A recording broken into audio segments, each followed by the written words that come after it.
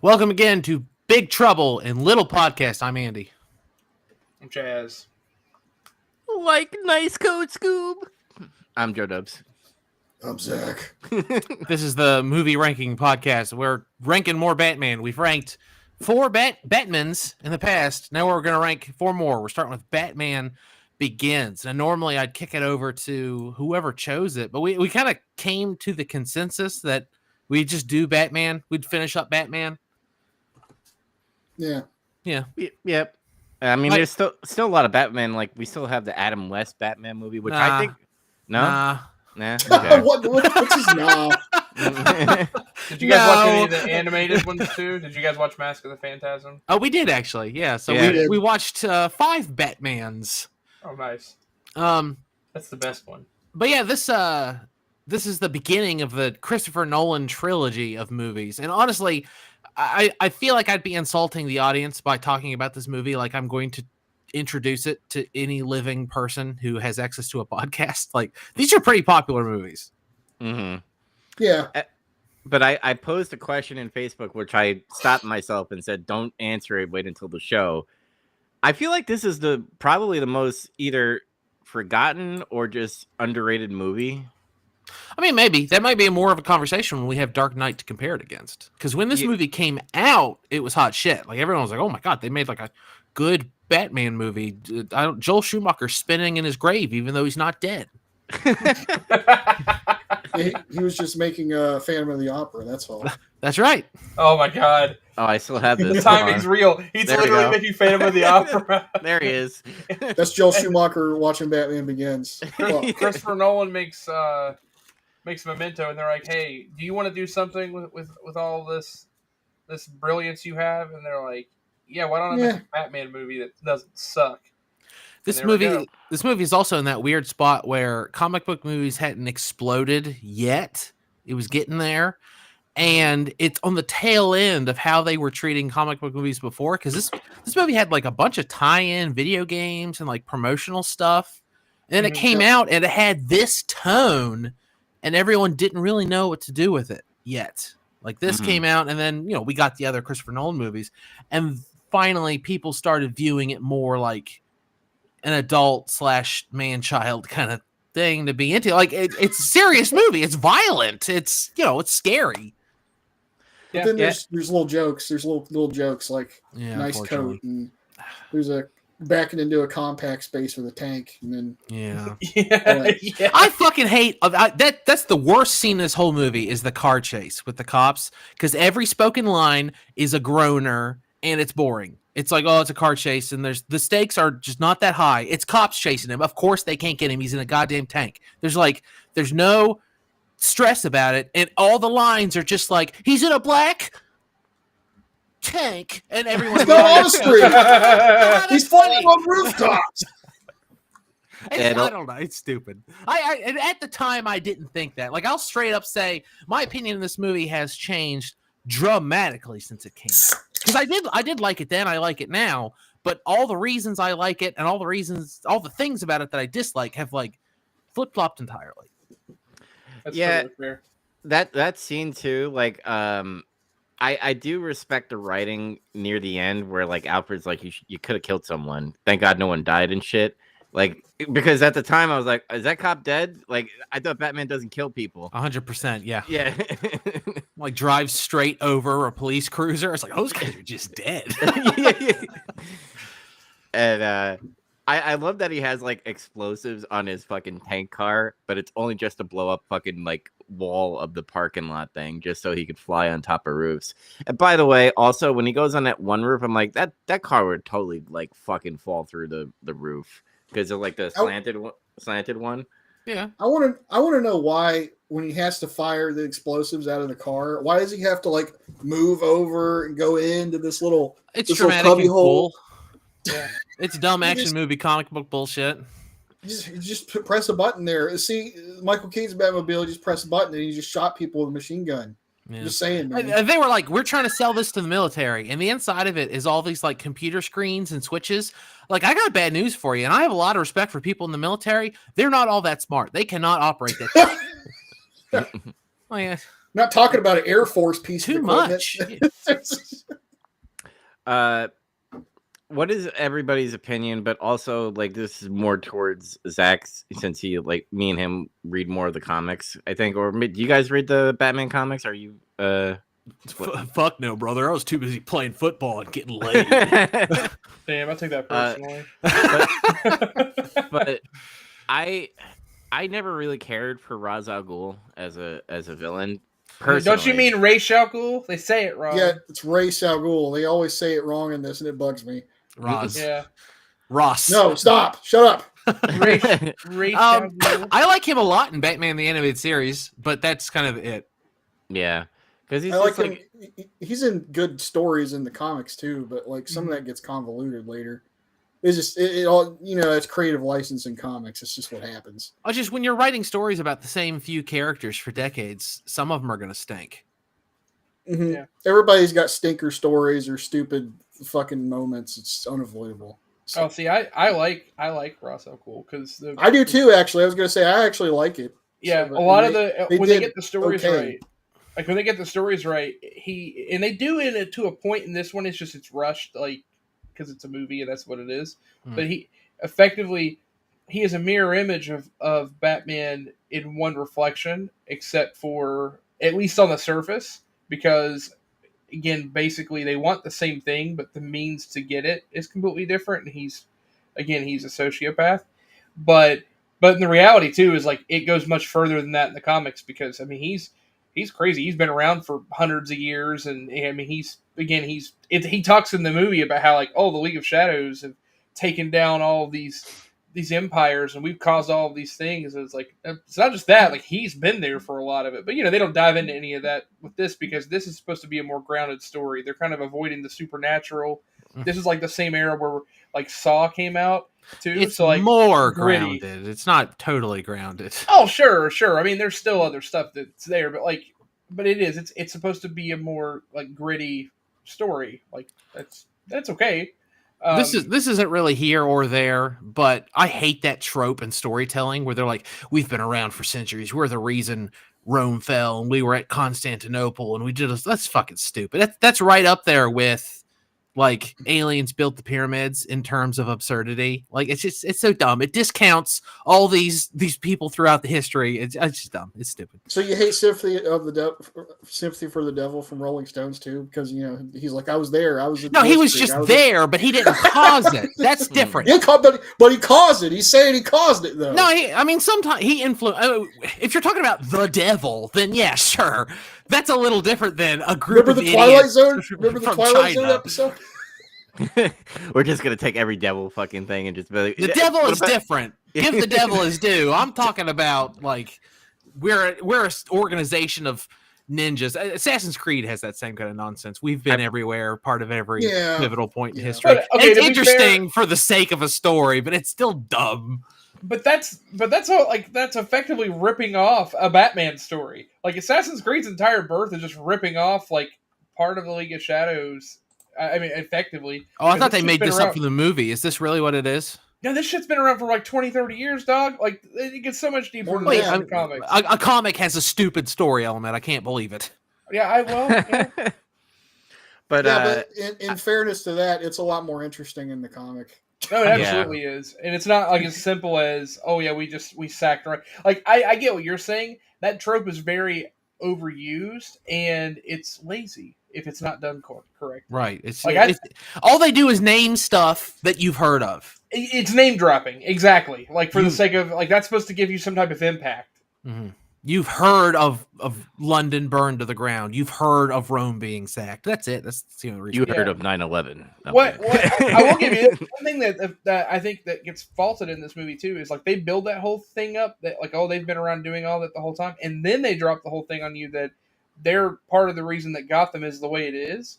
Yeah. And when that was enough the whole time. You didn't have to tell me that you also sacked Rome. Yeah. Just knowing that you're the cause of like what kind of led to his parents dying, more or less. Like you caused, his parents dying was a symptom of a larger problem, and that larger problem was caused by this organization that then brought him in. So like that's much more, but that almost gets overplayed by oh well, we've been around forever and we've always been taking down. Yeah, that's stupid. All it is, it's like you were saying. There's just name dropping stuff that the audience will have heard of, and it's supposed to make the League of Shadows seem more scary. But the League of Shadows is like so lazy in this movie as a villain. It's interesting in the beginning. I really like all the training stuff, but you never really see what they do or how they do it. They just talk about how good they are. Like, don't tell me, show me. And then nothing happens with the League of Shadows. Nothing happens. And then they turn up at the end as the main bad guys. Excuse me. And Batman has to stop them. There's almost no reason for it. The end of the movie would be just as compelling if it was Scarecrow was like, I'm going to hold the city hostage. Oh, Batman's foiled my plans. I'm going to turn the machine on. Same thing could have happened. You don't even need the League of Shadows. It's more interesting that Liam Neeson turns back up and is like, oh yeah, it was really me. I really was Ra's al Ghul. And he gets to burn down the mansion and stuff. But the League of Shadows is just cookie cutter. A bunch of ninjas. Fight Batman. That's the story. They're like the Turtles' foot soldiers or something like that. Yeah, Foot Clan. Yeah. Oh, they're so much better. Foot Clan. Don't give them that. I mean, in terms of like their abilities, like I mean, Foot Clan just a bunch of teenagers, and they were like, yeah, we'll teach you some martial arts and give you cigarettes. It's a stand-in for an amorphous group of ninjas. Yeah, for sure. They're putty men. Yeah, we're all on the same page. Ra's al Ghul doesn't have a sweet tiger stripe fucking cape though. He doesn't have that. I know he needs it. Yeah.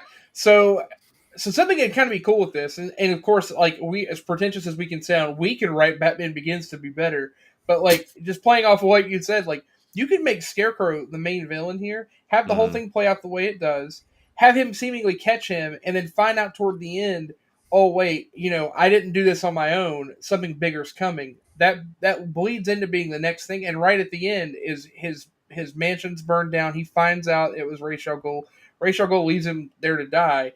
And like that could almost be the end of the movie and it'd be this kicker. And then even like again, then you also have this like branching plot where the Joker's there too. And again, like that's looking at like a different set of movies and stuff. They didn't know there would be another movie yet. Well, and that's exactly why this movie is just like so conveniently wrapped up the way it is. And I guess that's fine, but like Ra's al Ghul's a much bigger villain in the Batman series like than they give credit for. Like outside of Joker, like he's probably one of the largest rivals and like the biggest influences because he's the adversary that helped train and influence him. Spoilers for those who don't know Batman comics or other things related to it, but like there's a direct influence on Batman and Bruce, and then Talia, who's his daughter, who he then has a child with. Not in the movies. They don't bother with that horse shit here. Oh, right. But I mean, like in the series, like she rapes him and then has a kid and then dumps the kid on him later, and the kid's like psychotic. Like the kid's like murdering people. He's like got all the training that Batman does, but he's 8 and just killing. That's my favorite Robin, by the way. Yeah. Oh yeah, the Robin that doesn't give a fuck. Yeah, is that one Damian? Yeah, Damian. Yeah, it's Damian Wayne. Damian, the not give a fuck. But he learns. He gets better. Oh yeah. But I just love the character build of him being like, "Fuck you, Dad." Like, all right. We're talking about Batman Begins, not the Batman comics. Yeah, but it all ties in. Because essentially all this fucking League of Shadows, fucking Talia, fucking Al Ghul shows up later when the fire rises, brother. So, but not yet. Not yet. Oh. But it just dawned on me when we started talking about Ra's al Ghul. I'm like, oh fuck, this comes back later.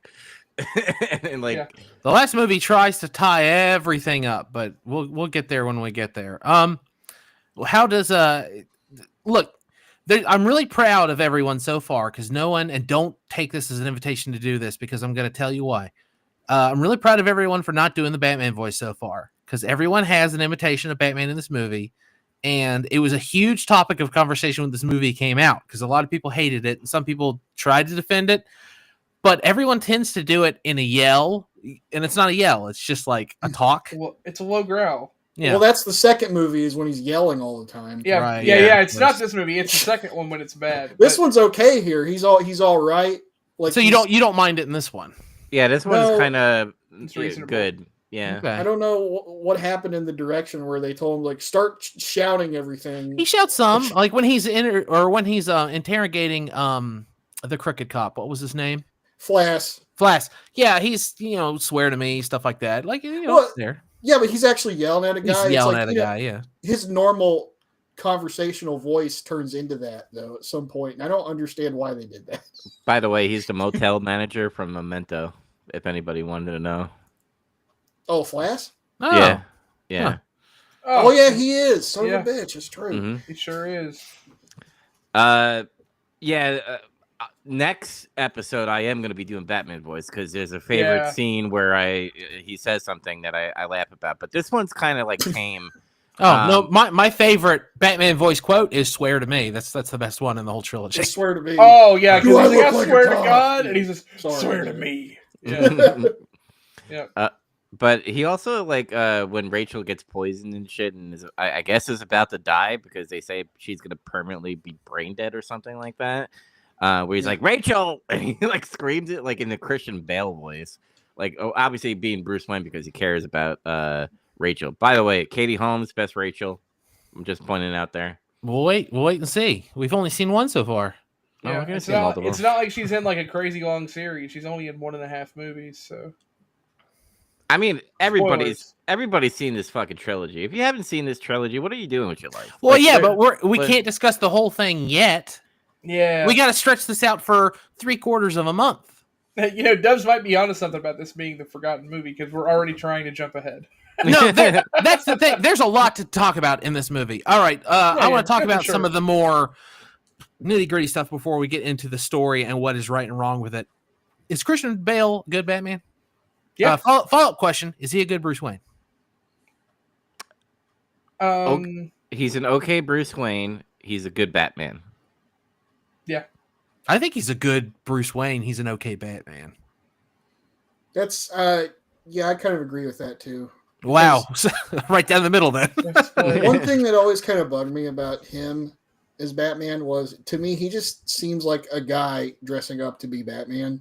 He doesn't seem like Batman. I don't know. It's something about the costume and everything. And that's not his fault. They're here to wear this thing. It works here because it's year one. It's like he's supposed to be kind of out of his element. He hasn't found it yet. That costume ironically looks better than the other two they put him in later. Yeah, but then he can move his neck. Oh boy. He can move his neck here. Except if you hit him in the head with a sledgehammer, his mask explodes apparently. Yeah. Don't worry. They're gonna have spares. 10,000s of them. But yeah, he's solid, overall, I think. Mm-hmm. There's one thing I was gonna try to lead in this direction, but I'm just gonna say it. Christian Bale is pretty good in this movie, in all three of these movies, but Liam Neeson, Gary Oldman, Cillian Murphy, all of them are just out acting him. They are all so fucking good in this movie. All of them are. This is one of my favorite Gary Oldman roles, period. He's so good in these three movies. And Cillian Murphy, I'm a fan of in every. Cillian Murphy can do a bad job, and I'm excited. Oh yeah, for sure. What's crazy is as soon as you see Gary Oldman as Gordon, you're like, it's him. That's him. He just turned into James Gordon. Yep, that's it. That's perfect. Yeah, dude, that man was working fucking hard in this time period too, right? The amount of different things he was in. Yeah, I mean, in terms of just looking at top end pop culture, within the same 2-3 years, he's Sirius Black and he's Commissioner Gordon. So, Lieutenant Gordon now, but later. He had a little career resurgence there in the aughts. It started in 2000 when he did Lost in Space with Joey from Friends. It didn't start with that. No, wrong. It all began. Oldman Begins. But it's kind of funny that we talked about the next movie of Batman yelling, because also Jim Gordon yells in the next two movies. So obviously we see him being a sergeant, right? He's sergeant. He started as a sergeant. He's a lieutenant when this movie wraps up. And then he becomes commissioner later. We're not there yet. Yeah. Yeah, we're not there yet. Not there but yet. Oppenheimer as fucking Scarecrow, great. Yes. Yeah, I love Cillian Murphy in everything. I've seen every episode of Peaky Blinders, so I'm a Cillian Murphy mark. Yeah, I think this is actually the first thing I can remember seeing him in. I think you do. No, I saw 28 Days Later. That came out before this, and I saw. Oh yeah, that's right. This. Yeah, I didn't see 28 Days Later until after I saw this movie. Me neither. So, yep. It's funny watching him doing press stuff for movies too, because he looks like he'd just rather be anywhere else. He's just always like looking off into the distance, or just like. I think that's just the way he looks. Well, somebody tried to ask him about it one time, just straight up. Was like, "Do you hate doing this?" And he's like, "Yeah, kind of." That's always been my impression of him. Like, he always seems like inconvenienced to be acting. He's like a huge introvert. Apparently, I think that's what it is. He doesn't like being out in public and shit. It bothers him. Fair enough. Yeah, especially when you gotta do like media shit. So I totally understand that shit. It's like, because they ask stupid fucking questions. Some of these like media groups. Oh yeah, they're always like, "What's the best breakfast?" Or what are you looking for? They probably asked a lot of what was your first dog's name? Probably asked a lot of stupid questions during this too. It was like, so could you pee? How hard was it to go pee when you were wearing the Batman outfit? Like stupid shit like that. Can you turn your head? Michael Keaton couldn't turn his head. Remember? Yeah, remember. What's in your utility belt? Can you tell me? Like, are you a Batman fan? What the fuck is wrong with you? But yeah, I kind of agree with you guys. I wish Scarecrow was a bigger player because it almost feels like he's like a throwaway in some. I needed more. Out. Yeah, he gets punked out in this movie pretty hard. And he got took down by like a girl's taser, and just that was it. Yeah, at least at the end they confirm he's still out there doing Scarecrow stuff. Yeah, and then you kind of see him next movie, and you're just like, "Hey, it's Oppenheimer." Well, Cillian Murphy, but but yeah, the visuals in this, by the way, and correct me if I'm wrong. Because it feels like from this movie, each movie has a different style of Gotham. Like this is more like gothic and dreary. We're gonna revisit all of them, so my opinion might change. But right now, this is still my favorite one. It feels more interesting. The next one just kind of feels like Chicago in the rain. Like, okay, whatever. But this one feels exciting and different and interesting. The Narrows look cool. I like the monorail. Wayne Tower's neat. Yeah, it looks more like it looks like the Arkham games. The Arkham games to me are Gotham. It's probably what started that. They watched this movie and they're like, I assume you're right. That's got to be the case. Yeah. Well, I was thinking maybe like Batman and Jim Gordon clean up the city, and that's why it looks better in Dark Knight. That's like vigilante architects. Yeah. Oh yeah.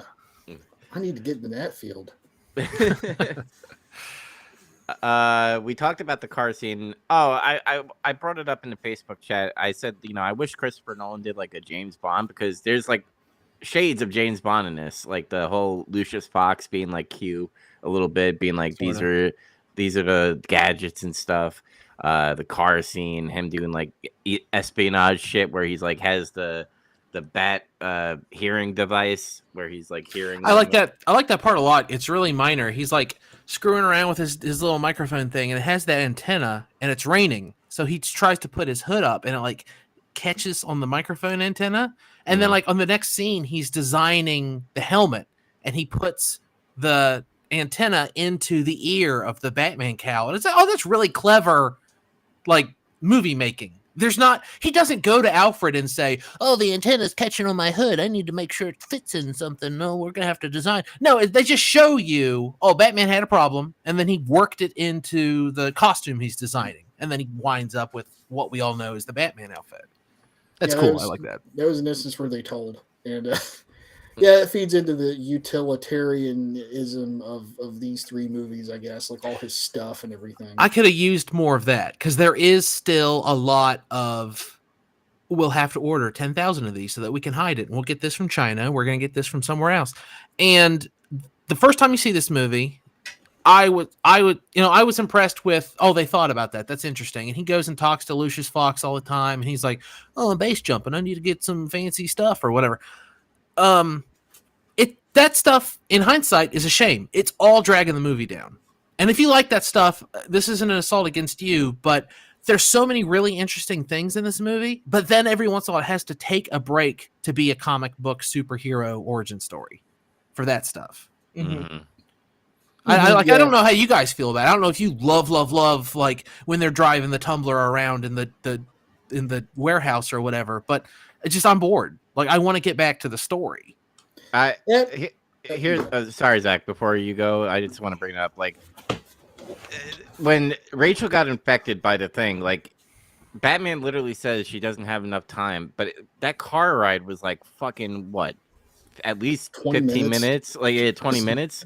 And then, like, obviously she zonks out at the right time for him to put the fucking vaccine in her, or the antidote, and, like, saves it. So, like, that, like, nitpick stuff, like, kind of bothers me a little bit. I thought the car chase scene was way too long and kind of goofy. I felt that was more comic booky, in a way. But there was very roller coaster tonal shifts in this, where it's like, you have this training scene where you're like, oh, it's cool, very Eastern and very like cool of how Bruce is learning how to fight and shit. And then it's like, I'm emo Bruce and I'm gonna go shoot this guy, and then like Falcone's guy just comes out of nowhere and shoots, and it's just up and down. I don't know. I had a good time. So you like or dislike where he's gonna shoot Chill? I liked it because he wanted to do that, but like, obviously things change, and then he learns from Rachel that it's wrong, and he kind of like mans up in a way. Zach, what were you gonna say? I was gonna say this, what you were talking about, where they got to show all these scenes where he's like got to get all this stuff, and it's supposed to like explain how he has all this. That was one of the things that I always disliked about this movie, was how long it takes to get to a point where you actually see Batman, which is. Okay. I timed it 1 hour and 5 minutes. How long is this movie? Like 2 hours something? 2 hours and 15 minutes or something like that. So almost halfway. Yeah, okay. So is that where the movie reaches its peak when Batman turns up and he starts Batmaning? I think so, because it's like that's what you paid to come see Batman, right? That's true. So, no, I mean that's true. The reason I was trying to get to that point is I always thought that before, and I still kind of do. Like Batman is the draw. It's Batman Begins. It's not like nonsense crime story begins. But watching it this time, I loved the whole beginning of the movie. He loses his parents or whatever, but then he decides. He comes home from Princeton and he gets a gun and he goes to this parole hearing and he decides, I'm going to shoot this guy who killed my parents. And that's already an interesting story all on its own. And then the guy gets shot by someone else, by Falcone's goon or whatever. And then he has this conversation with Rachel and he decides he's all pissed off and he goes and confronts Falcone. And Falcone's like, you don't fucking know anything. You're dumb as hell. You know nothing about what's going on down here. So then he decides, I'm going to see what this is about. And he trades this code away to the guy and just disappears and becomes a criminal in China. That's incredibly interesting. I wish so much that we could like shed all of this Batman luggage and have that as a movie. Like, I wish you could have Bruce Wayne Begins. And then at the end, they're like, guess what? In the next movie, he's going to be Batman. Like, I just wish so much we could have that movie, because I think that's all really interesting. Thinking about, because everyone thinks, like, so-and-so killed someone I love, I should kill them. That's justice, eye for an eye. It's in the Bible. And they think that that's justice. But then she's like, no, it's not justice, it's revenge. And there's something about balance and all this other stuff. And that philosophical thinking is more interesting to me than a tank having a car chase on a highway at night. I also brought this up to my dad because my dad used to be a cop. I'm like, I just hate how like sometimes the justice system, like in this movie, he's being released because he's pretty much gonna rat out Falcone's crew to fry a bigger fish. And in a way, I kind of agree with Bruce. Like, this is fucked up. Like, he killed my parents. Like, I'm the victim here. Like, why is he being free? That's not justice. That's just so we can get the bigger fish to fry. So, like, in a way, I kind of get it. But, obviously, it's wrong. His way of thinking, I guess, but I understand it. It's like they examined the whole issue pretty much, I think. Talking about like his whole origin and stuff, and this is kind of like this and Spider-Man is what started a lot of this, like Sam Raimi Spider-Man. Yeah, where it's like we got to show you how it all starts, how they become Spider-Man, how they become Batman. Uncle Ben's got to get shot. The parents got to get shot. Someone's going to get shot. And then we had to like withstand origin stories for a while. Like we couldn't introduce any character. Like it's still. I think they've just now started to get to a point where they realize now, hey, everybody knows who these characters are now. We don't need to keep doing this. We get it. Superman's from space. Okay, let's go. That's what was refreshing about the new Superman movie. There wasn't a bunch of that shit. But like, this reminds me of the conversation me and Andy had where he was talking about Mask of the Phantasm, where they kind of compact his origin a little more in that movie. It's not as like lengthy, but I think at the time we were both like, I like this better than Batman Begins, like what they did there. Well, they do assume you know a little bit about it, but even if you don't, they pick out what they need for their story. Yeah. And that's what matters. Batman Begins doesn't do that. Batman Begins is going to show you everything. It's going to show you how he got his grappling gun. It's going to show you how he chose his car. It's going to show you why he has a cape that can fly. This is all important for some reason. Mm-hmm. And it's not goofy in a way, because you remember the George Clooney, like how he was showing up, like, that's my bat card. And I'm like, so goofy in some sense. At least, like, this is better than that, but at least there, they knew what they were going for, and they got it. Yeah, true.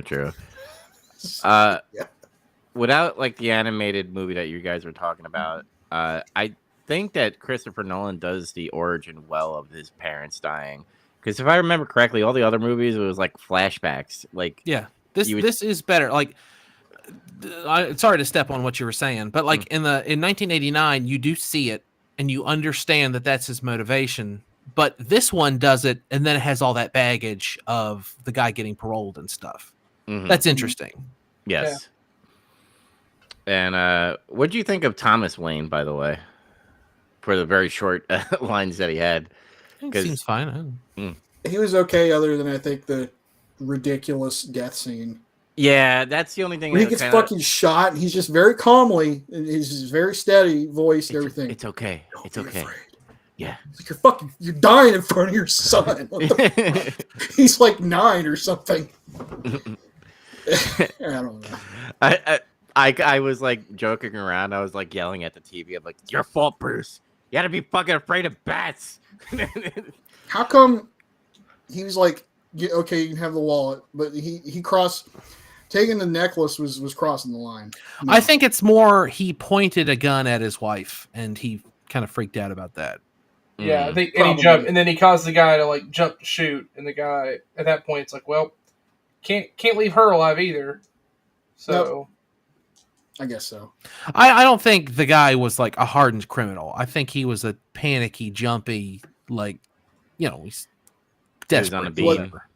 He wasn't like the Joker. I think he wasn't on the bean. That was his problem. He needed the bean. He needed a bean. Yeah, that's why he needed the money to get the bean.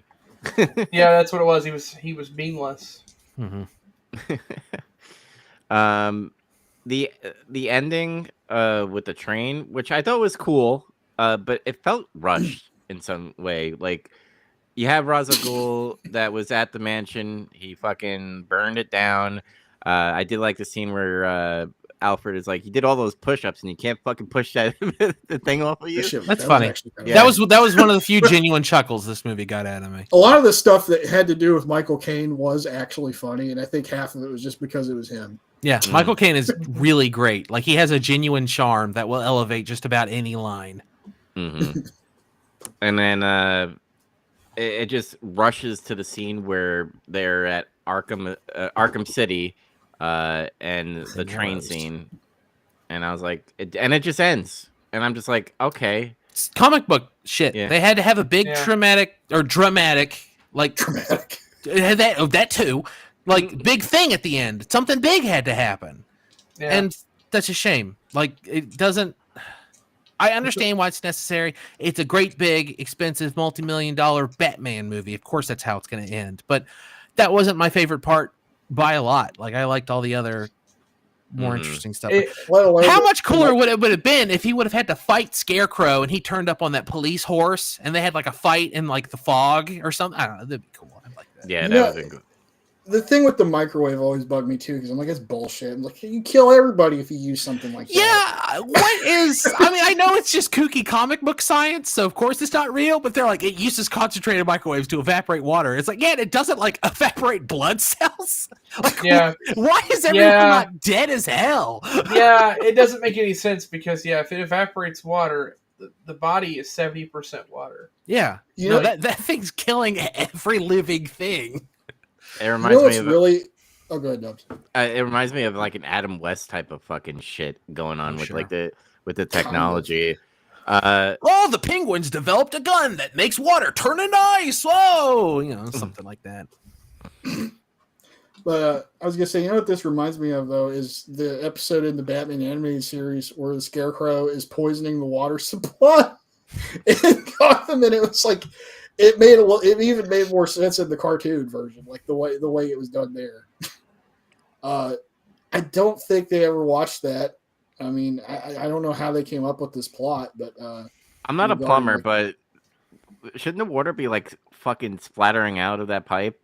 They just like carved like the pipe and it's just like flowing in some way.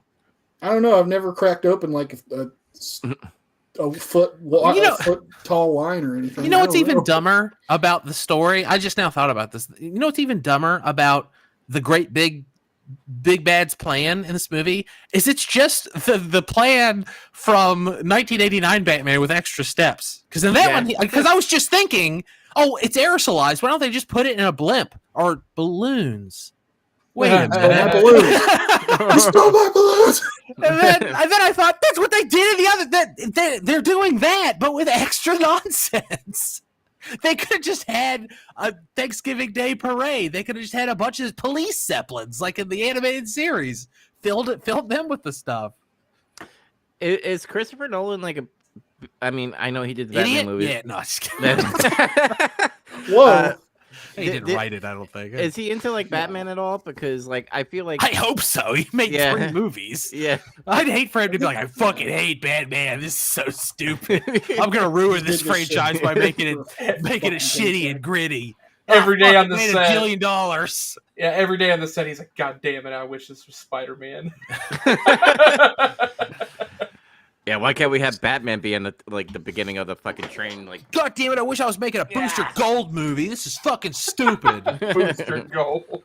Good lord. So, the guy who wrote the movie with him Christopher Nolan wrote some of it, I think, and then David S. Goyer also wrote it. Yeah, He's wrote a lot of comic booky shit, and some of it kind of is more on the bad side. Oh, he wrote Dark City. Like Blade 2? Blade? Yeah. I like Blade, but yeah. Blade. He suplexes a guy. Come on. He wrote a bunch of video game stuff, too. It's weird. He also did Jumper. Interesting. But yeah, that guy's kind of I don't know. It's like if Christopher Nolan wasn't involved in writing this, makes you wonder how much worse it could be. This guy wrote the story for Call of Duty Black Ops. It's actually something I was going to get to. Is I'm conflicted about the movie because it feels like there are 2 movies in this. There's a movie within the movie, and I almost mean that like you can feel some of the complexity that Nolan puts in a lot of his films within this film. Yeah, like we wouldn't get the emotional nuance or some of the complexity of Bruce Wayne's origin. If he's not the one doing this film. I feel like that almost becomes one of those like caricatures of an origin story if we don't have that. You'd get like Joel Schumacher without the neon. It would just be Batman by numbers. Right. It would suck. Right. But at the same time, it's like I want to see Batman, and why it's like it's a conflicting thing because it's like I enjoy the things that are there, but then when I'm looking at it as like if I'm looking for that, I don't know. It's like I'm getting 2 different things. Like if I were having a meal, it's like I'm having a steak and a milkshake together. I don't know. It's kind of weird. They're from the same animal. Why not? Not the milkshakes I have. I guess. It's like having Indian food with Italian food. I don't know. It's weird. That's probably better. Yeah. Yeah. It's like, again, it's like two things that like don't go, but like, well, no, because like these things go together. Like you could have them, and I enjoy both of them separately and together as the movie is there. It's like I know we're talking a lot, like we're kind of shitting on the movie, but I actually really like this movie. Oh, this movie's great. Mm-hmm. Yeah. Like I thoroughly enjoy the movie, and even what you had said before, like I feel like this movie doesn't get its due, and I think spoilers. I think it's a little unjustified compared to the other film, but we'll talk about that more later. But it does have some things that kind of conflict with it. But that's okay. Like in spite of that, it's still a great movie, and I thoroughly enjoyed watching it today for like the 100th time. This movie kicked ass when it first came out. I was hyped because at that time the Batman franchise basically was dead in terms of like movies. Like it had been since like 97. And there was just like, no, we're not doing any more of these. And like, that's almost a 10-year gap. Mm-hmm. So. Okay, we didn't bring it up. And I feel like it's just such a dumb thing to say because it's so obvious. But we need to go ahead and say it. The score to this film's fucking great. Yeah, it's pretty good. Hans Zimmer's okay. Yeah, Hans Zimmer's He scored a few movies that I like, I guess. Yeah, he's done a few movies. He did Days of Thunder. Who cares? It's iconic. It sounds great. I'm just glad Christopher Nolan got the audio levels right in this movie because usually he'll put the fucking music so loud over the dialogue sometimes. Well, that's why Batman's screaming in the next films. Yeah, right. You're probably right. Scream.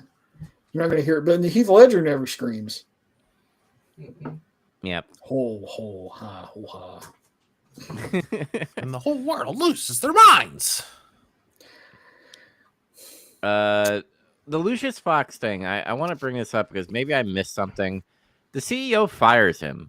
Is it because he's making him a scapegoat or like? No, because he's asking questions. Yeah. Okay. It's because he was an asshole. That's why he fired him. Yeah, he also hated him. He's also racist. Yeah. Rutger Hauer is racist to Morgan Freeman. The only black guy that works in that whole company, he put him in like a basement somewhere. Yeah. That's fucked up, dude. What a fucking asshole. I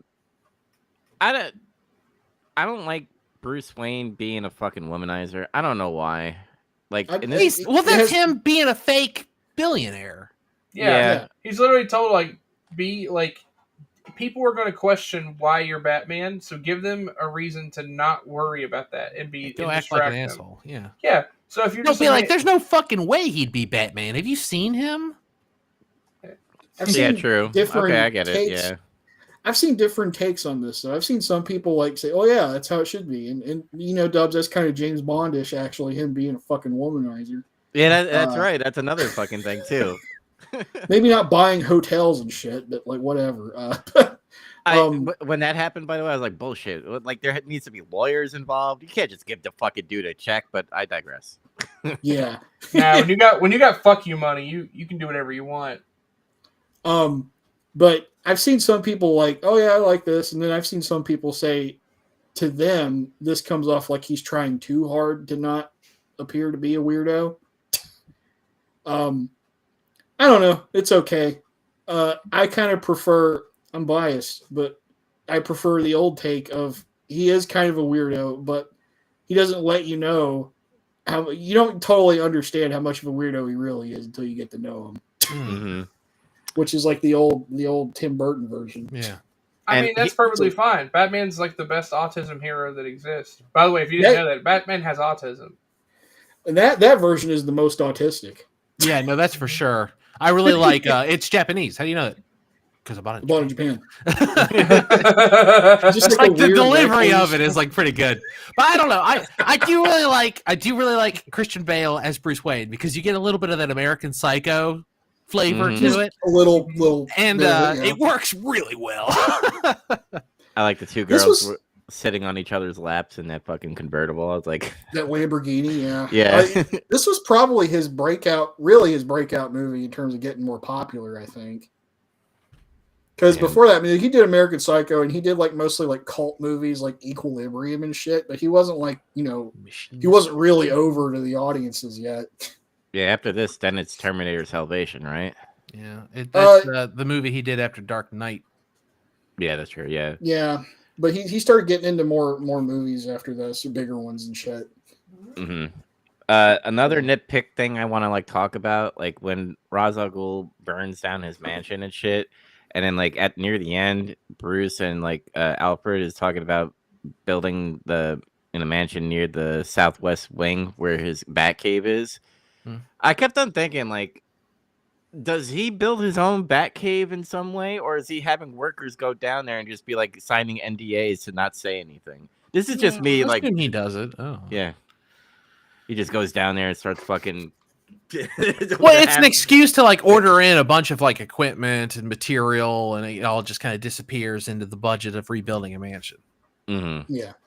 It's like convenient that they can do that, as opposed to he was just down there like doing his own welding and lighting and stuff.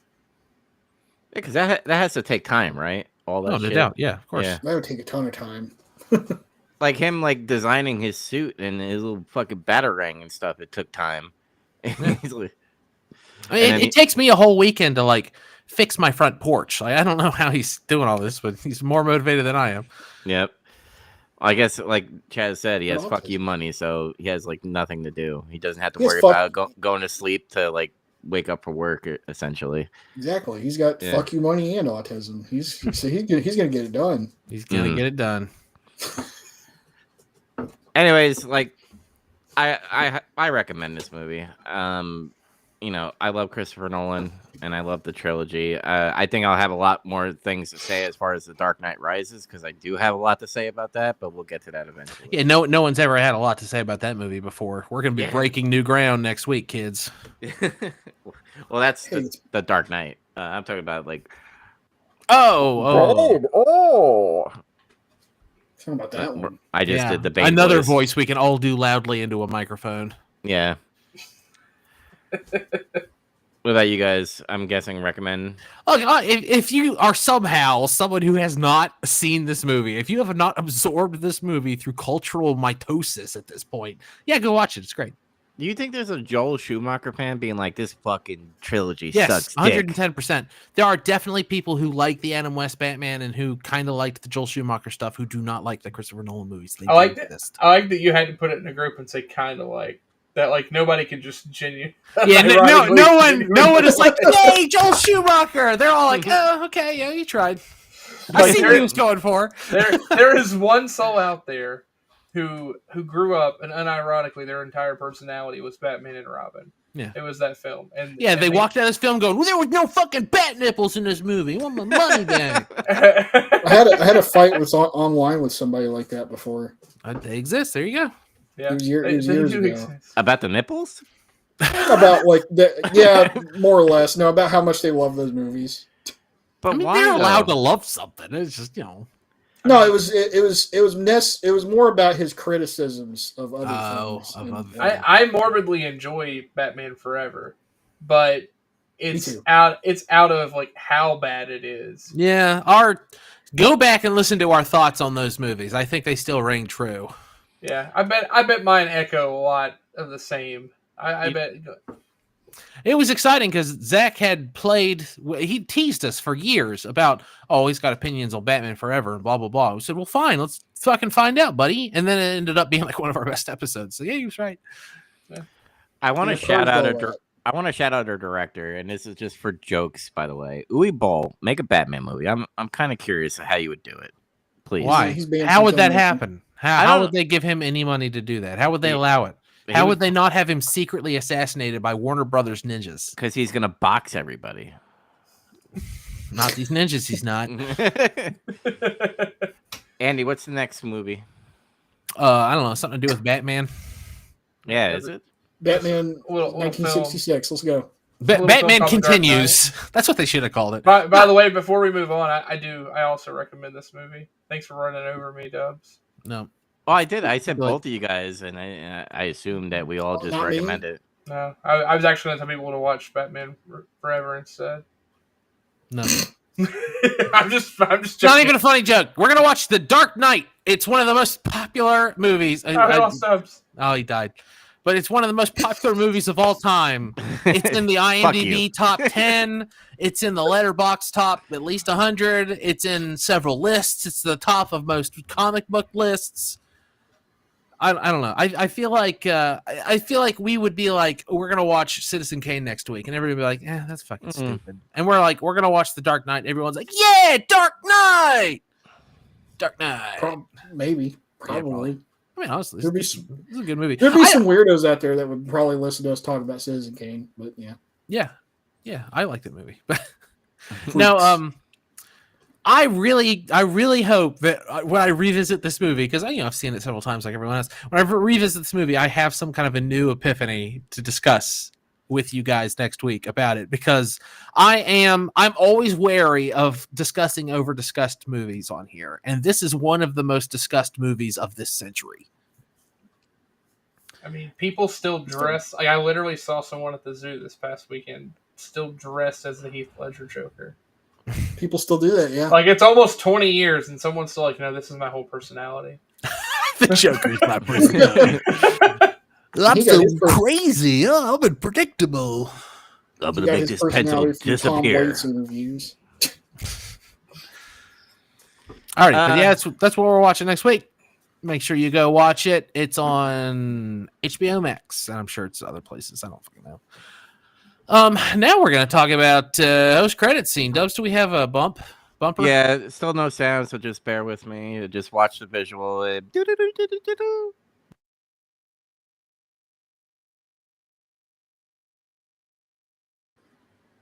There you go. Huh. Yeah. That's cool. Who's gonna talk? Jeez. How Jesus? Yeah. It's so long. Yeah. All right, I'll go. I play card stuff. I've been practicing. Yeah, thank you for the picture. I've been practicing Lorcana. My event in Milwaukee is a game you love dearly and can't wait to play. I feel better about it. I feel a little better. Found a list that I kind of like and got back in the nuance. Got to grinding. I feel a little better. Went to a set championship and I actually ran the table, went undefeated, and won the set championship. So. Got a cool Maleficent playmat and cool promos and stuff from that. But more importantly, I feel good about the list I'm playing, so I'm going to be taking that. Most likely I'm taking that to Milwaukee. Now, I haven't played any Pokemon, but I have. I did run my tournament over the weekend with the Turbo Blaze group. As per usual, that's just one of the things I do, and still a good time. As far as things that other things I've played, I really haven't been playing any video games by myself. Everything I've been doing has been with the kid. So Evie and I played some Mario Kart World. We played some Sonic 2. We played Kirby Dream Land 3. It was kind of fun. Yeah, we just been trying to find different co-op games to play together. I gotta look up a list and see if some other games we can play, because she's still 6. And at that, I imagine she's still below average for where a 6-year-old would be. In terms of I was about to say Little Nightmares, but that's too old for her, I think. Too much. It's cute. That It Takes Two game or whatever it was called. Yeah. Yeah, I just don't know.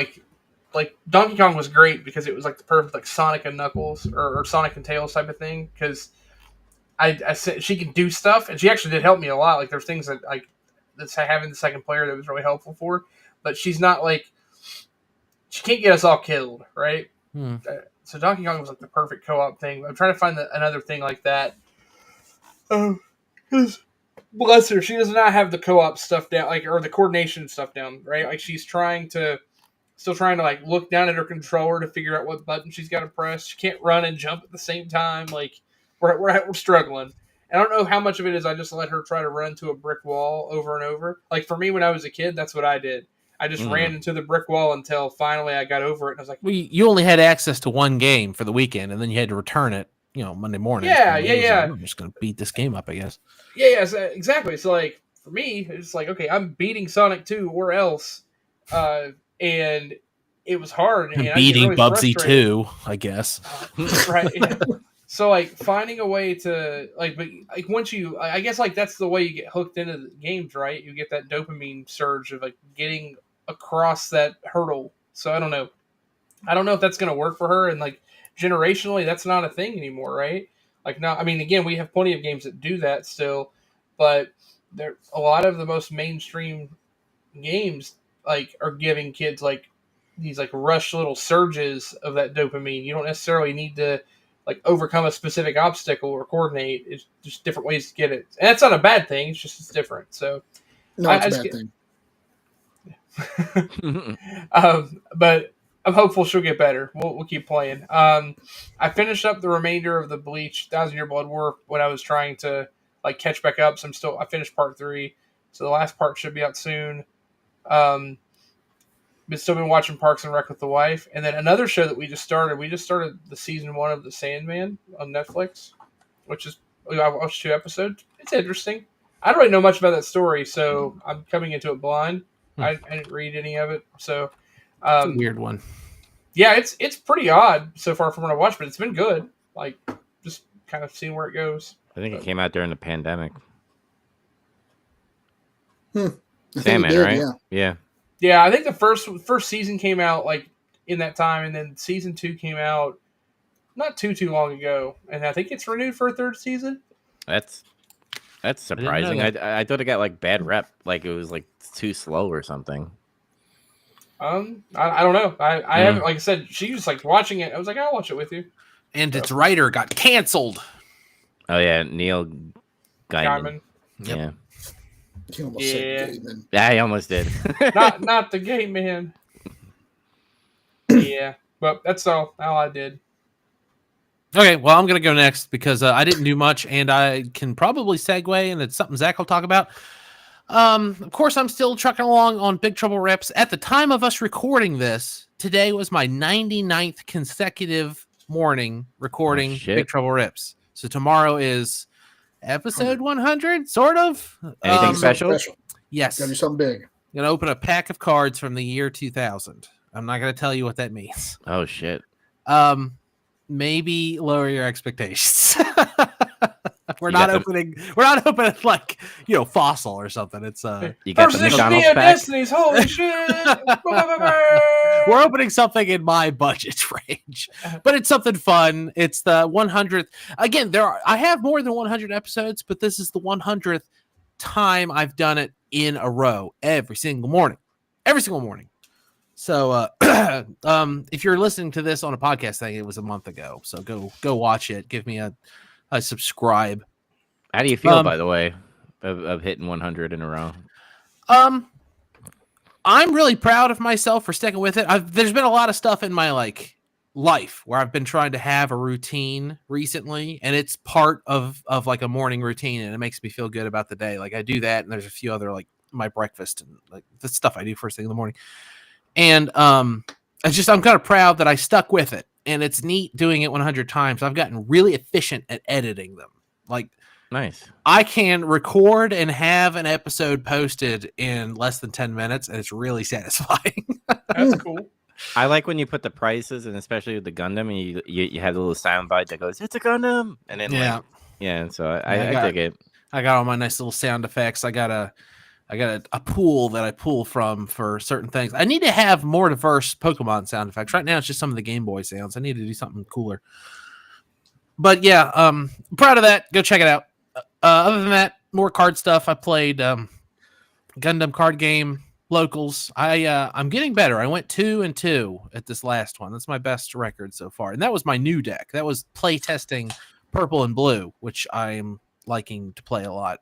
It's kind of a shame because that deck is good and it's fun, and I could tell what worked and what didn't work. So I'm going to try to fix it. And then it's only going to have one more week of relevancy, and then set 2 is going to come out and just change everything. So nice. I have a pretty good deck for about 12 more days. Also, sounds awesome that you guys had 4 rounds. I'm assuming that means you guys had a decent number show up. 12 people. It was the most that have ever been there when I've been there. That's sick. Yeah, That's awesome. everyone was really excited. Unfortunately, part of the reason we had 12 is one guy came from Charleston where he says they usually only have 4 or 5. So weird. I guess Hurricane is becoming Central West Virginia's designated Gundam zone. But I'm hoping some people that Zach knows as well, I'm hoping they can come join me, and maybe Zach will be back at some point. I also, while I was there, they started taking pre-orders for set 2. I got a booster box coming. So. Nice. I'll have to come down eventually and beat everybody, and they'll be like, fuck this guy. Why do you have to come down and like never play the game and keep winning? Yeah. Maybe do that. Maybe Timothy, that. the Tat Man, will show up.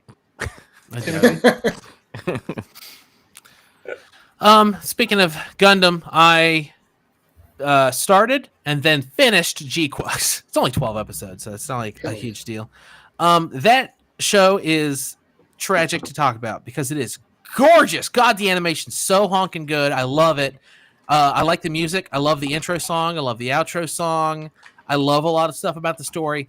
But, man, I just cannot recommend that show to anyone except Gundam fans. It's so annoying because at first there's little things like episode 2 and a few other things that, like, if you've seen the original Gundam, you'll appreciate a lot of. And then they sprinkle in some more stuff, and Zach will know what I'm talking about. Like 2, Burasame is a reference to 4. It's the Psycho Gundam organization, or the Psycho Gundam and the Neo new types, like from Zeta. 4 is part of the same program. And then 2 of the Black Tri-Stars turn up, and that's really exciting and cool. But then the end of that series is just, if you haven't seen Gundam, then go fuck yourself pretty much. Because it just goes all the way in with like references and being completely dependent on you knowing kind of the way Gundam ended. I mean, it shows you. You could watch it without having watched Gundam, but I feel like you would enjoy it a lot less. Am I wrong? No, I think you're right. Yeah. We discussed it a lot, actually, at Gundam. Me and one of the other guys had just finished watching it this last week, and a bunch of the other guys had already seen it, of course, so we were all discussing it. And we kind of came to the same conclusion because the other guy who had just watched it has never seen any Gundam, except now he's seen G-Quux, and he is exactly halfway through Iron-Blooded Orphans because he said, it's switched to Japanese. I didn't know what was going on, so we told him get Hulu, and you can watch the whole thing. So he's going to do that. And so we had his perspective and mine. I've seen I've seen Gundam and Zeta and Double Zeta and all the Universal Century crap. And that's the conclusion we came to. It's just a shame because they obviously spent all this time and effort, and it's Anno, it's the Evangelion guy directs it, and he does an amazing job. And then at the end, the Gundam even opens its mouth, and I was like, oh, come on. What's really funny about that guy though is he's done like an interview recently where he was saying like he had an opinion like, oh, the Gundam franchise won't survive if it does not change. And I'm like, you just made an anime that's pretty much dependent on you being a fan of it to really enjoy it a lot. Yeah, I don't know. I would like to see that quote in context because he is an admitted fan of Gundam. The three of us talked about this a little bit, but he is a huge fan of Gundam. He worked on Zeta. He was an animation director for Zeta, and he knows Tomino. Like, they're kind of friends. I mean, they're definitely peers, but I think they're friends. And he has admitted that Shinji's relationship with his father in Evangelion is basically, like, all of Evangelion exists because of the first episode of Gundam, where Amuro is talking to his dad, and he's like, you care more about mobile suits than you do people, because he's trying to get the RX-78 off of Side 6 because Zeon's attacking, and he's not worried about evacuating people. He's just trying to get military equipment out. And what Amuro is really saying is you care more about your job than you do me, your son. And then after the first episode, they don't get to explore that anymore because the Amuro's, the kickoff for his story is his father dies, and it's more or less his fault. And Anno was like, no, I want to explore that more. And then Evangelion is just kind of, Shinji has father issues for 26 episodes, and then the world ends. Wait, that show's about daddy issues? Some. Evangelion? Yeah. I think I watched something else. It's about a lot of things. I thought it was about the Holocaust. I don't know about that part. I think you're thinking of another one. 9/11. I don't know. I've been real amped up on talking about Gundam lately, and honestly, we should have saved some of that. We probably could have done a big Zam on it. I guess we're gonna record Iron Blooded Orphans. We will. But, yeah, we're probably going to anyway. We're gonna have to talk about G-Quux though, because there's a lot of baggage with G-Quux. Is that how you say it, by the way? I guess. Yeah, that's how you're supposed to say it. That's how they say it in there. G-Quux, and hilarious. then later there's a G-Fred. Yeah, G-Fred. This just looks like the one Shinji pilot's kind of like, it's got a similar color scheme. It's weird. Yeah, it does. It actually looks pretty rad. I love its paw. They call them bits in G-Quux, but it's just like the two horns, and then they come out and they go shoot guys. That's fucking cool. Yeah, it's pretty neat. Yeah, the thing with like animes and also like Power Rangers too, like it's so daunting, these animes sometimes, because there's so many different versions. By the way, I got Iron Blood Orphans on my queue on my Crunchyroll, so that's good. Yeah, I'm on my way to read and watch Gundam, but like I tried to like go watch other Power Rangers, and there's like 50 million of them. Like, and I was Why would you do that? Don't do that. I was like, nah, I'm not gonna watch this shit. I'll just stick to the classic. The first ever. Do you really want to watch all of Power Rangers? Because there's not a lot of substance to Power Rangers. Yeah, some is definitely made for children. I know. I'm a child. Well, fair enough. It's just, yeah, but I mean, like, watch Iron Blooded Orphans, for God's sake. It has children in it, but it is not for children. There you go. There you go. Yeah, that's what I want to say. It's very daunting sometimes when you like watch Iron Blooded Orphans. Start it. Just watch a few episodes, and you'll know immediately if it's hooked you or not. Okay. I think it'll hook you. And if you decide to bail on it, no big deal. I won't bug you about it anymore. But watch at least like 3 or 4 episodes. I got manga that I have to read, so no, just watch Iron Blood Orphans to start. Okay. I'll bother you. I'll pester you. Zach's gonna pester you no matter what, but at least you'll get me off your back. The only other thing I was gonna mention, and really at this point I don't care because I like to talk about Gundam so much. I got Hulu just so I could finish Iron Blood Orphans, and I'm about to cancel it, but I'm like scrambling to get through it and figure out what I need to finish watching before I cancel it. So I got caught up on Bob's Burgers. I really like that show, and there's parts of it I don't love. Like, it has that toxic positivity thing, like everything's safe or whatever, but I still really like it. The writing's really clever, and I like it. I tried to watch the new King of the Hill. I got bored immediately. Have you guys watched it? I haven't tried to watch it yet. No, everyone said it was really good, so I was really excited. And I watched the first 1.5 episodes, so I didn't really give it enough of a shot, maybe. But I just kind of got bored with it. Like, the jokes are pretty funny, and honestly, the voice acting is mostly okay. Dale sounds wrong for obvious reasons, but it's okay. I don't think I'm gonna finish it. I may get back to it one day. Who knows? What else? I tried to watch more Great White North. It's fine. I don't care. I think I'm caught up on American Dad. I just got to get caught up on. I've been saving the best for last. I'm going to get caught up on It's Always Sunny, and then Hulu gets its ass canceled. Am I going to watch the Alien show? Nah. Yeah. Oh, I got something to say about that. Yeah, about what? The Alien show? Yeah, I've heard a lot of interesting stuff about Alien Earth. Yeah, I mean, I could see myself watching it. Maybe I don't. Right now, I'm in Gundam mode. I'm not going to pay for Hulu just to maybe watch Alien later. But anyway, I figured the segue would be G-Quux for Zach to talk, but then I talked about other things, so fuck it. Zach, go ahead. Okay, well, I'll start. No, we already talked about G-Quux. I don't need to talk about that anymore. I'll talk about other Gundams first and get it out of the way now. Like X. I watched Gundam Seed. I watched all of Gundam Seed before years ago. Wow. Then I started playing this card game, and I was like, I can't remember a lot of the plot for Seed, and I don't remember a lot of these characters. And I started feeling bad about that. So I decided to refresh. And how many episodes is Seed? 48. It's a full How did you length. get through it so fast? I don't work right now. Oh, well, okay, fair enough, I guess. But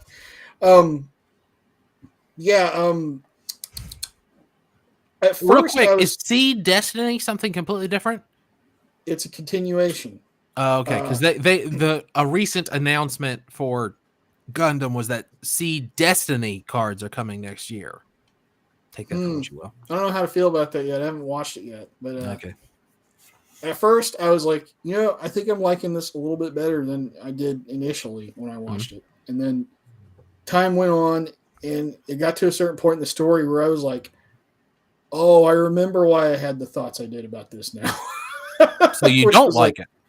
No, it's still like, it's kind of a mixed bag for me. It's like, I think this is better than other things in the series, but there's also a lot of other things that are better than it. So it lands somewhere in like the middle ground for me. Especially because there's some stuff with the writing that's kind of really lazy. There's one thing that happens and I know you would fucking hate. Because they don't explain it. And they don't explain a lot of things in it. I don't need things explained necessarily. I like some ambiguity. No, I think you would still complain about this. I'll watch it one day. It's way down the list. I'm going to watch Witch from Mercury and finish Turn A and a bunch of other stuff first. But I'll watch it one day. Yeah. Like, at the end of the day, I still feel like, yeah, this was... I didn't feel like I wasted my time watching it. But, it's one of the lesser series, in my opinion. It's really funny, though, because it's, like, super popular, apparently. Yeah, no, it's one of the most popular, like, worldwide speaking. It's popular in, like, it's popular enough in America and Japan, but apparently it's one of the ones that's also popular in Europe. And most Gundams are popular in just one region and not in the other two. Like, the United States loves the 8th MS team and no one else gives a fuck about it, for instance. And there's just like a bunch of other weird things like that. But Seed is one of the ones that took off everywhere. Yeah. Then let's see. I started watching Gundam After War X because I was on Tubi and I was like just browsing and I saw it there. And I guess you told me about it and I forgot. But between Crunchyroll and Tubi, you can watch like 2/3 of all Gundam ever. Pretty much, yeah.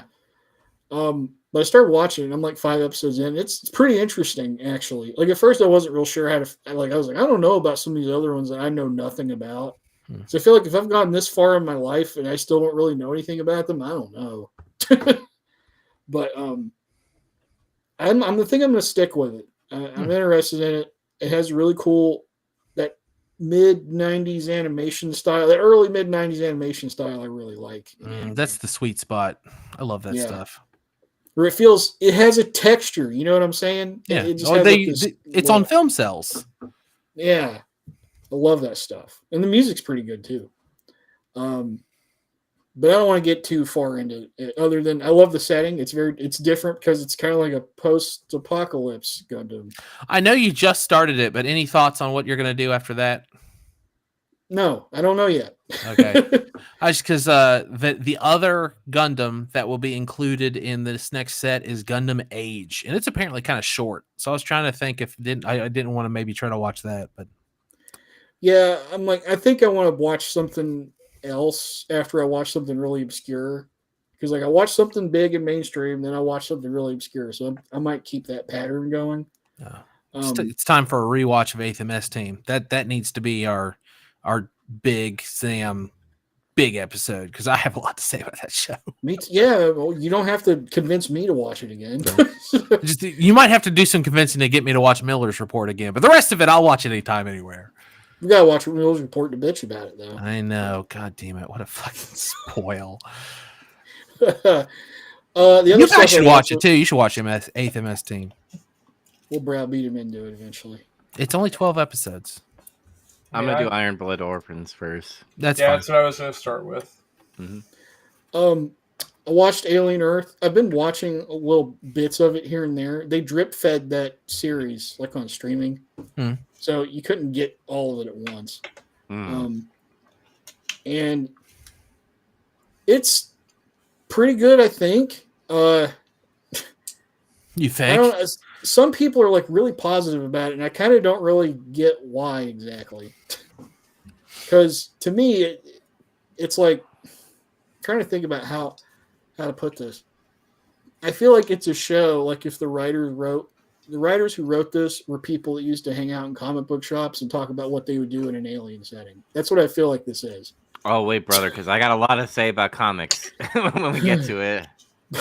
But you know what I'm saying? It's like, how badass would it be if like we followed characters that were like synths or something, and then like there's a cyborg and he's like an asshole, and then like somebody can like command the alien, like in Jurassic Park, how Chris Pratt talks to the Velociraptors. Just like all this stuff, and then like to top it all off, there's this really ham-fisted like analogy with like stuff going on with the characters and like Peter Pan, and it's just super like, and it feels like kind of like somebody thought they had a really cool idea in high school for like a story or something. And the alien took everyone to Neverland. Yeah, they did that with Data. Like, fucking do something new. Like those things about it kind of make me like. It's so here's how I judge Alien media.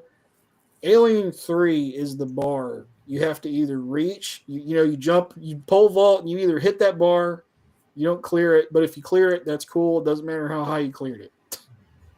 This kind of hits the bar. It's okay. It's pretty cool sometimes. The funniest thing to me about the show is every time it ends an episode, there's this stinger, and it's always like this music you don't expect to hear, like the ending music for the last episode is Even Flow by Pearl Jam, and you're like, what the fuck? I like that though. That's cool. You see what I'm saying? This is written by people who talk about Alien in comic book shops like 20 years ago is what it feels like. That would rule. That's something they would come up with. I thought you were going to be like, they did Country Roads or something. I was waiting for something. No, there was like Rusty Cage, I think. That was another one. Cool. It was Cage cool. Elephant. There's things that are cool about it, and then there's things that are like, I don't know, guys. I don't know about this writing sometimes. I heard the Xenomorph looks fucking weird in daylight. Because, like... it's kind of green in this. Do you see a different one later? The one you're probably talking about is the one that's like the big deal. Yeah. But there's a guy that they cast in it as a synth who I swear to God is like, that guy could just be Virgil from Devil May Cry. He literally looks like Virgil. It's just he doesn't wear a fucking trench coat. Too bad he's old now. It's Timothy Oliphant. Mm-hmm. But it's all right. I guess if you really like alien shit, like watch it. I thought it was okay. Yeah, I'm thinking about getting Hulu to watch it because I've heard things like what you mentioned from other people that I know, and like all the spoiler stuff. I'm like, just don't tell me because I want to like experience it and see how it is because I'm big into all like the action movies like Aliens, Predator, RoboCop, and Terminator. So I think that's gonna be down my alley for me. It leans more on the action side and maybe a little navel gazy, and not in a good way, but yeah. Mm-hmm. I watched The Conjuring: Last Rites, the alleged last Conjuring movie that's going to come out. How is it? It's it's like it went on for too long, I think, and you definitely feel it like when you watch this because they get formulaic, and some of these long running horror series just kind of do that anyway. But I saw a hilarious comparison photo though of like somebody compared like one of the ghosts in this one versus like from the first one, and it looks hilarious. The ghost in the new movie looks kind of stupid compared to that. But it's a movie. I don't know. If you got to finish the Conjuring series out, fucking watch it. I couldn't recommend it to anybody that's like doesn't usually watch horror movies though. Watch Halloween because why not? It was. I put it on for some people that never saw it before. That's exciting. It's a great movie. What was their opinions? It's also kind of strange. Like it's kind of weird that nobody's watched Halloween. Oh, everybody's going to get around to it at some point before the month is over. I guarantee it. The opinions was I watched it with my brother and his girlfriend when I was staying with them, but like she liked it. My brother questioned it more though. He was like, I don't get why this is so popular. I'm like, I understand like what he was going for like when he made this movie originally. And like the whole premise of this movie is sort of like, in my opinion, like spree killers weren't really like a thing yet until around that time. Mm-hmm. The 60s going into the 70s. And this is like exploring that. Like how like Jesus Christ, some nobody from anywhere USA can just be a serial killer now. Yeah, I think that's what I think that's what makes it the first like couple of Halloween movies like terrifying is that he's like this nonstop serial killer just fucking coming to rain terror.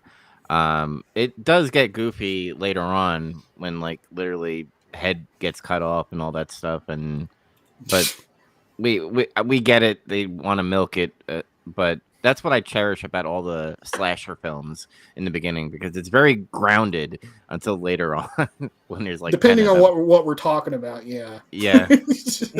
Like this is one of those, I think. But I also watched Black Death. I've been trying to keep up on, some of our friends are doing like a Spooktober thing, where we do like a film festival every year kind of thing. I've fallen off the wagon a little bit the last week or so, trying to get back in. It was pretty good. It was a solid movie, I think. Black Death was. I just had some issues with like the sound in it, and I couldn't figure out what was going on with that.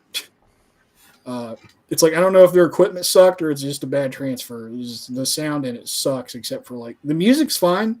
The music's, you can hear it perfectly fine, but like voices and like sound effects all sound weird for some reason.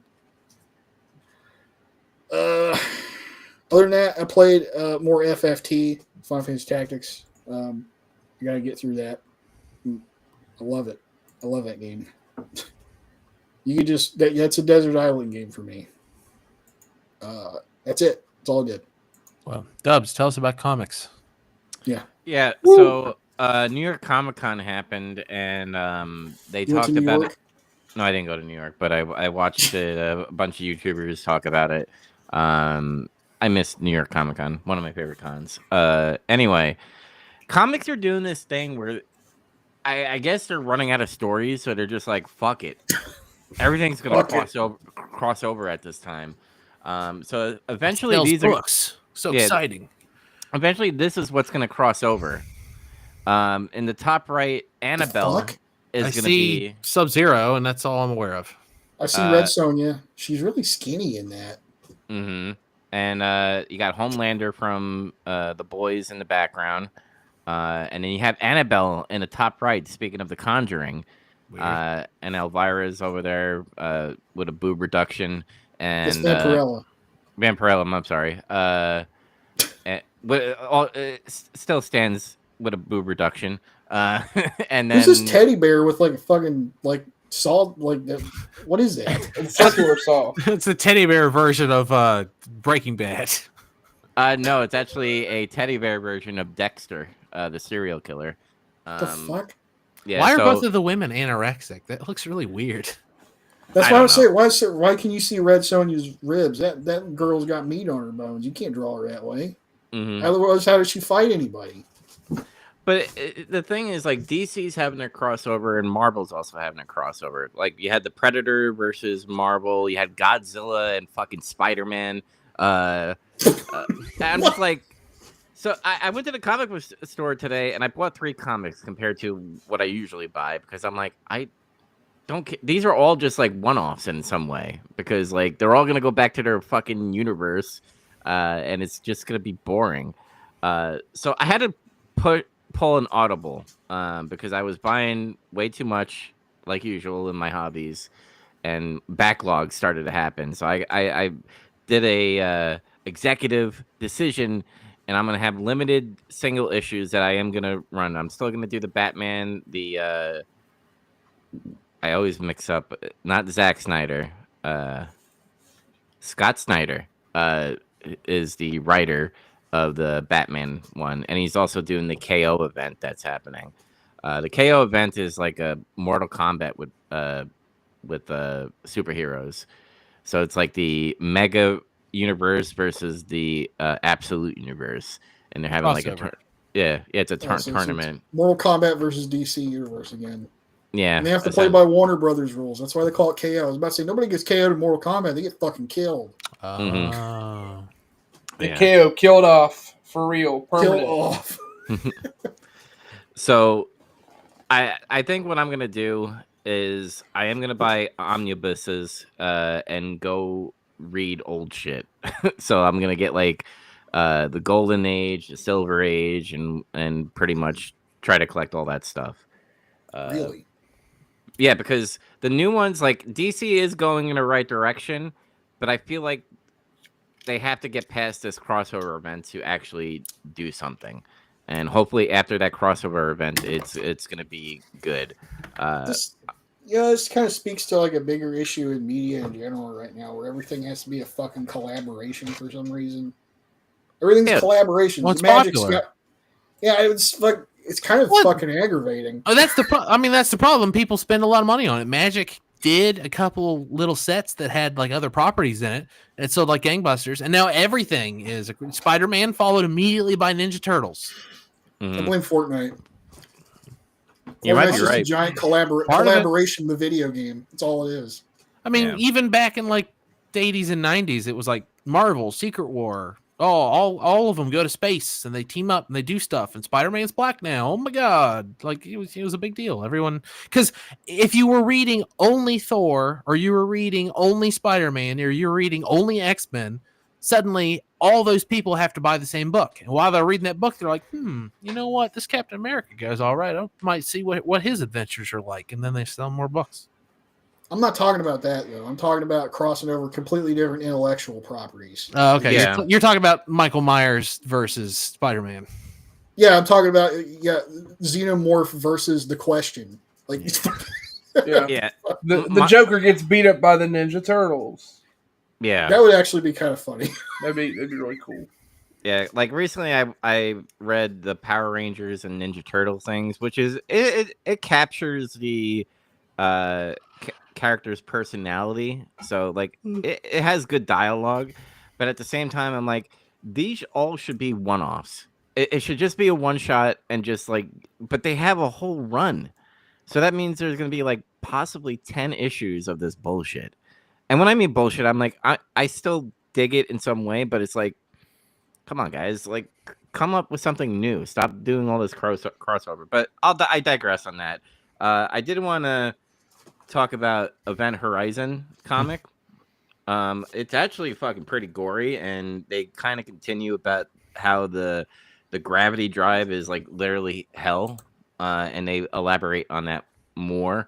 But the art is really good in this.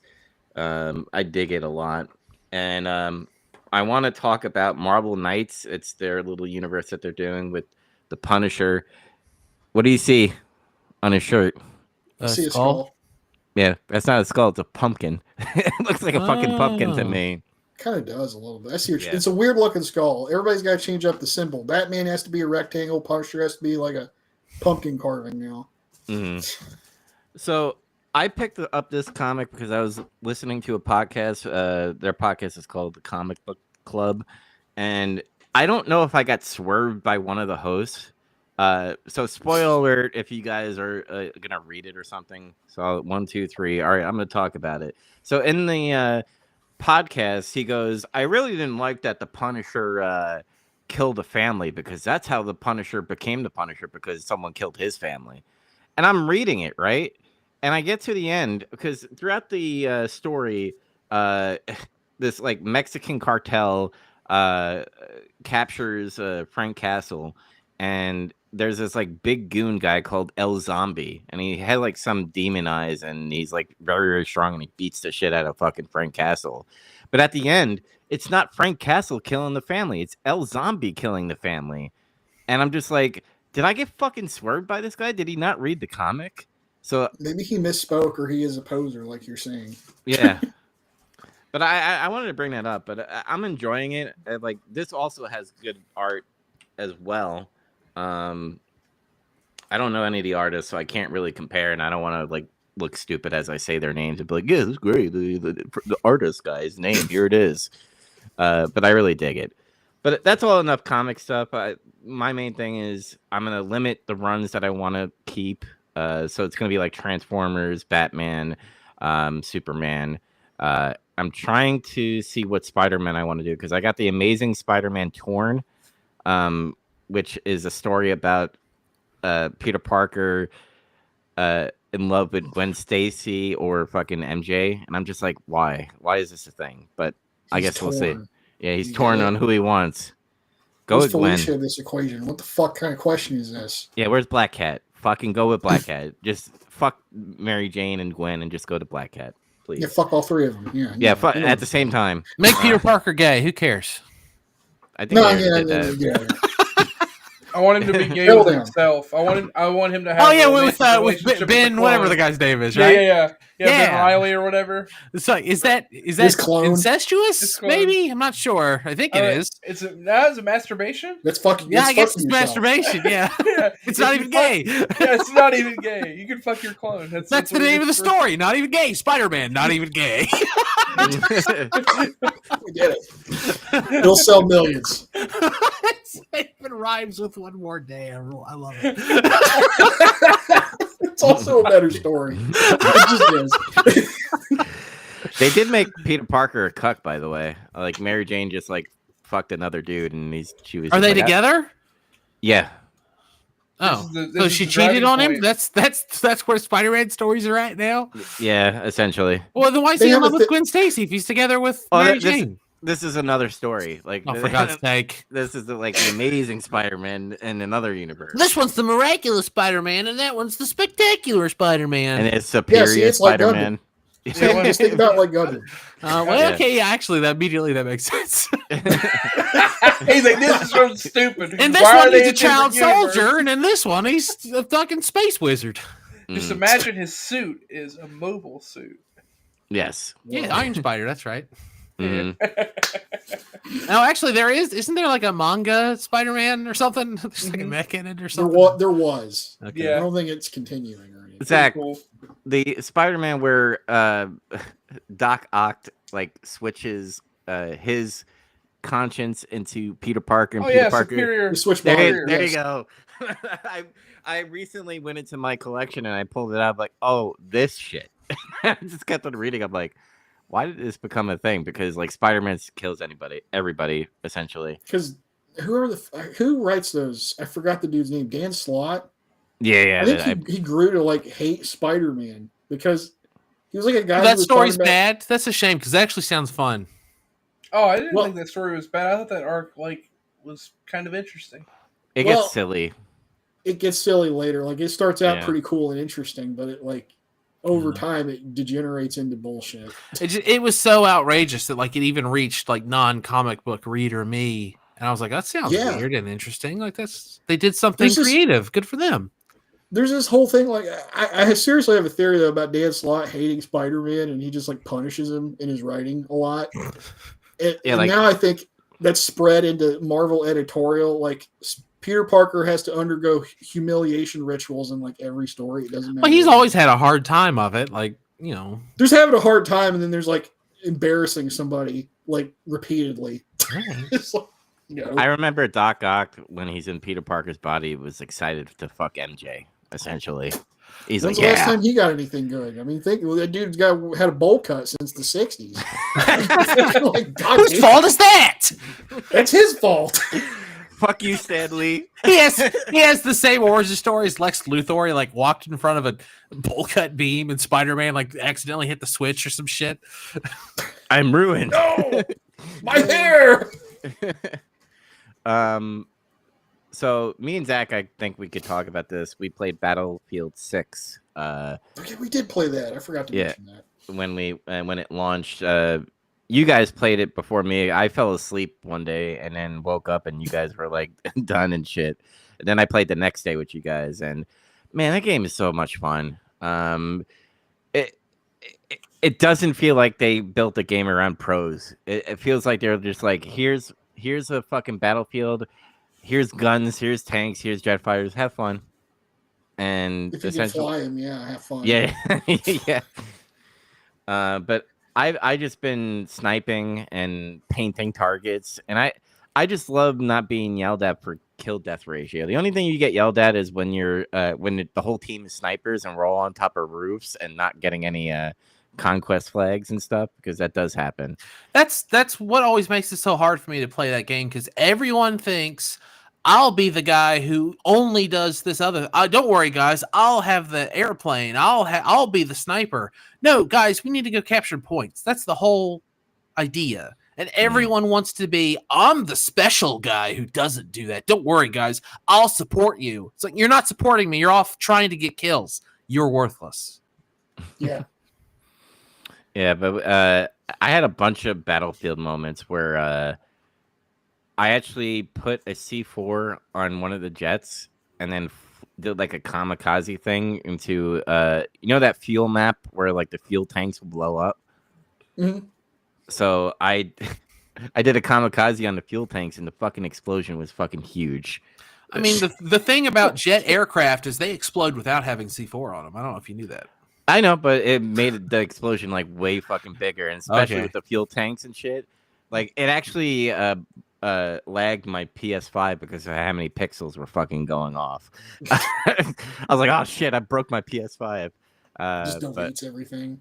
Yeah, and there's so much shit on the menu that I didn't because all I kept on doing is just go play Conquest, but that's all I've been doing. There's other shit. Yeah, there's other shit that I wonder if people are playing it or not.